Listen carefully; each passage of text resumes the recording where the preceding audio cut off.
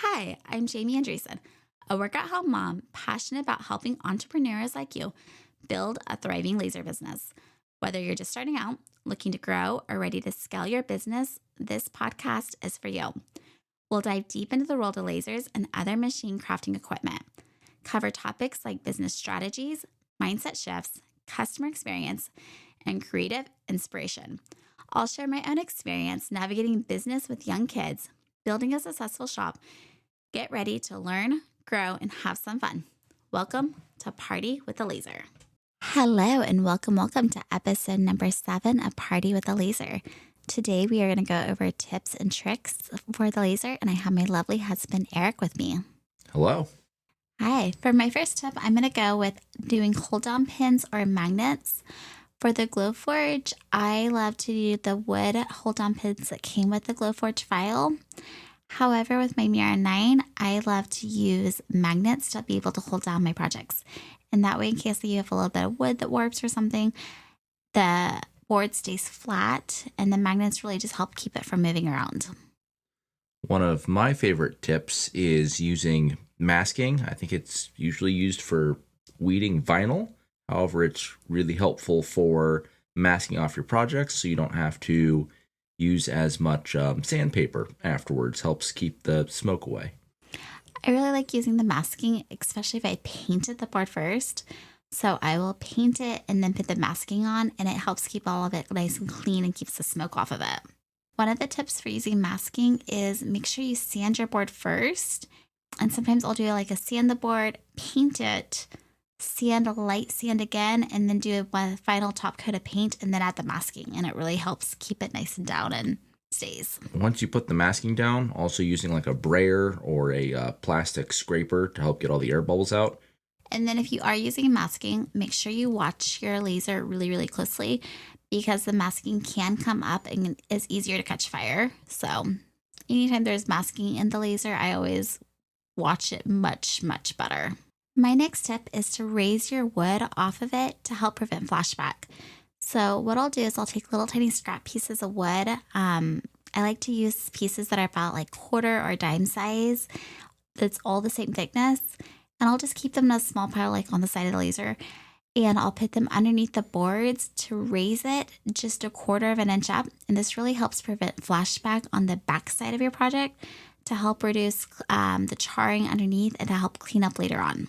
Sticking with my theme of not wanting to deal with the smoke and having to clean up the smoke afterwards, if you have the ability to add like an external air compressor or something like that to your laser, dialing in that air pressure really helps clear away the smoke quickly and can help prevent some of the smoke residue on your project so they come out a little cleaner.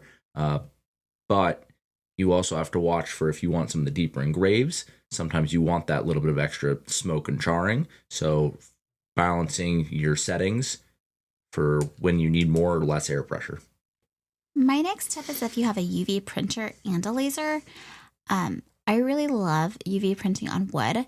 However, I've noticed that sometimes the ink will bleed into the grain of it. So one of the things that I like to do is I use sand and seal on my wood beforehand. So I'll sand and seal my wood, and then I will laser cut it and then put it in the UV printer.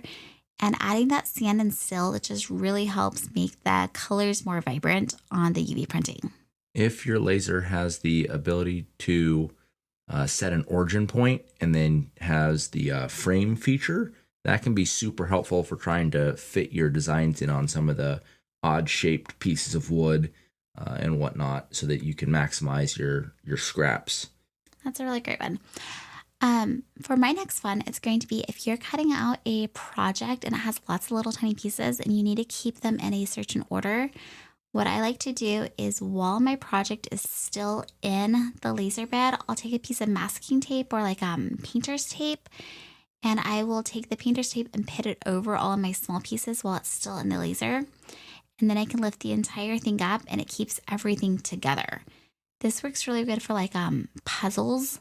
If you don't want the puzzle pieces to come apart, because the last thing I want to do after laser cutting a puzzle is to find all those pieces again. So I'll take some painter's tape and put it on the back, and then I lift the entire thing up at once.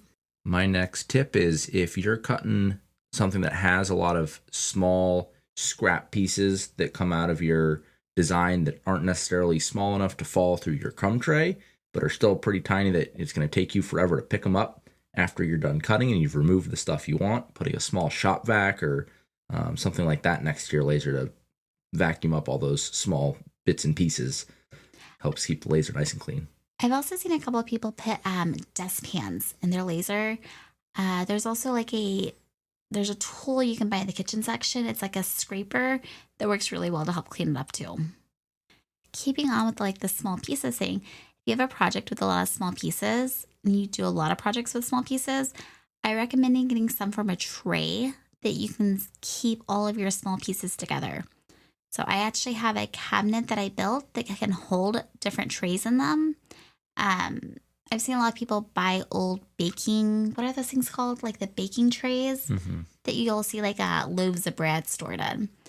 But I've seen people buy them. We just bought a whole bunch of trays that we found on Facebook Marketplace and built a cabinet that matches them. That works really well for keeping all the small pieces together.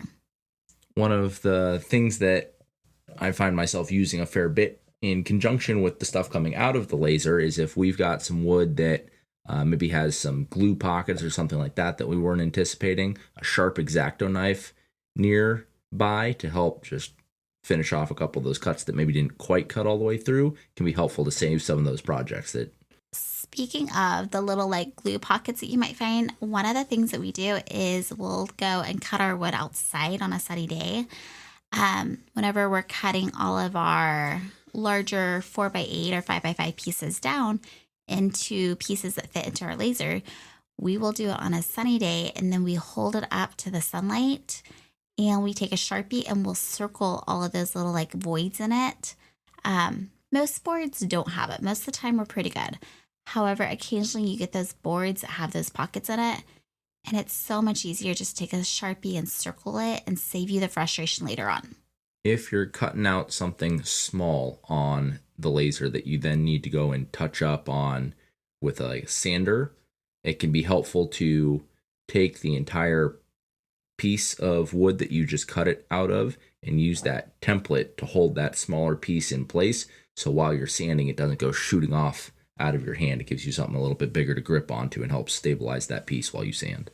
Yeah, because there's been a lot of times that I've been trying to sand little tiny pieces and I've accidentally got my fingers.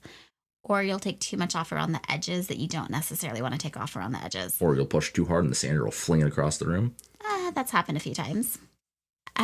Another thing that I like to do is I will stain my boards before I laser cut them. So I'll stain large pieces or large sheets of them before I make my Christmas ornaments. And that way I don't have to do it afterwards. It saves so much time staining beforehand.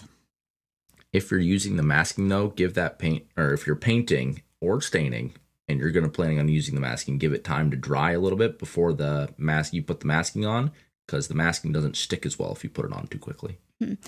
Also, I like to use water-based stain. Personal preference of, I think it dries much quicker than the oil-based stain. And I'm usually in a hurry, so by doing the water-based stain, it's just much quicker. It also doesn't smell nearly as strongly. Lower VOCs. Yes, the lower VOCs definitely help. Super helpful when you're doing it in the house. Very true. Going back to the masking, if you're using masking and you've done a lot of engraving or something like that, a lot of detailed work on the pieces that you're lasering, when you go to peel that masking, it's fairly easy to peel the bigger chunks, but some of those smaller chunks can be a pain to try to get off. We found that the black Gorilla Tape or like a plastic razor is super helpful to get those off and hopefully not damage your project. An app that I like to use, or I'm not sure if it's an app or not, but it's called Deep Nest. And it is a program that allows you to nest all of the different things, all of your different projects together. And it's really helpful for maximizing and not wasting space on your board. Really good if you have a lot of something or a lot of different shapes, to really just make sure that you're utilizing the space as best as possible. However, I have found that it's not the fastest, so always make sure you give yourself plenty of time before you want to actually run the project to run your Deep Nest. If you're making something like a sign that has letters that you need to really keep that very particular spacing on, and you don't want to try and guesstimate by hand, You can always use cardboard to make yourself an alignment template that you can lay down and then inset your stuff into to keep that space and make sure everything stays aligned the way you want it. Another thing to do if you don't want to necessarily do a cardboard template, you can also do an engrave on the back of it, do like a deeper engrave, and then set your top piece on as almost like a partial inlay. I'll do it with a lot of like, if I have little tiny pieces that need to be perfectly aligned, I will engrave the back of it with a really deep engrave, and then I can glue in my top pieces and they will fit perfectly. It also really adds some stability to the top pieces so they don't break on me. I'll do it for like names or small pieces. Or if you don't want to take the time to do the engraving, you can also score the back so that you can line everything up to it. However, if you do score it, go ahead and do an offset, but do it inside of it. Do like a negative offset. That way, whenever you set it in, you can't see your outline. We've also found it super helpful to either have a drawer or a pegboard or something near our laser space to help store and organize the tools we use all of the time so that we don't have to spend time trying to search for where's that tool, whatever it is that you're looking for. If we have it super well organized, it just speeds up our whole process, makes things a lot more efficient, and it saves us a lot of headache trying to find the scraper or the brayer or the masking tape or whatever things that we use all the time that we're looking for. Speaking of organization, I've actually changed the way I name my files on my computer. So now I have everything organized on my computer file system by the SKU number of the item that I am selling. So if I have a file or a product, each of them now have SKU numbers, and I will go ahead and add that SKU number into my file name. And that way it makes it really easy to search for it based off the SKU number. Thank you so much for joining us today on episode number 7 with all of our tips and tricks. See you next time on Party with a Laser. If you're looking for more resources, head on over to partywithalaser.com where you'll find show notes, all the links from today's episode, the blog, and so much more. If this episode was helpful for you, awesome. The greatest compliment I could receive from you is a rate, review, and subscribe on the podcast. Not only will this allow us to connect again on future episodes, it lets me know that I'm providing you with value, information, and helps other people find this content more easily. I'm truly appreciative of your support. Have a great day and see you next time. BN. Have a great day. Bye-bye.